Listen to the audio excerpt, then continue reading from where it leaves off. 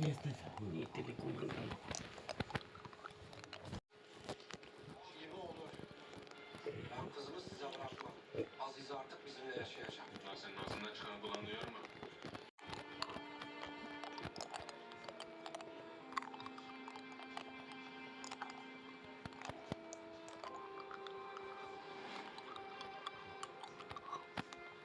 Azize.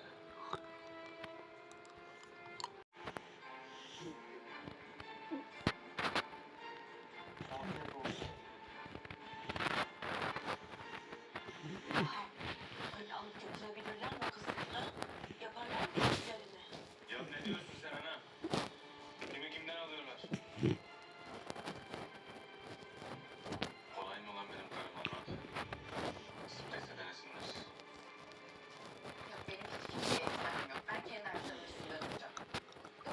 Olsun aşkım da hastaneden yanlışmış olmuş.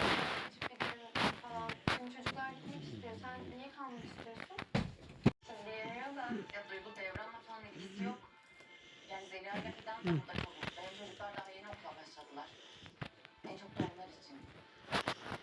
Bizim gibi olmasınlar diye. Data interesată. Omul tocmai poate să zâmbească. Marile beșease forte poate ajuta la transformarea unui tată stresat într-un zâmbitor. Ya kızım. Bir şeyleri bulamıyorum yerine. Sen ben burada yokken Türkiye'yi boş bırakıp gitmedin değil mi hiç? Yok hayır niye ki? Allah Allah. Tablomu bulamıyorum ya. Yerlerini de yeni aldım. Bu kadar bitirmez ki. Yalnızsın galiba. Evet amcam yok ama ben iğneleri yeni öğrendim. Merak etme. Bakalım benim aradığım iğne burada var mı? Bakalım. Misafirine bir şey ikram etmeyecek misin?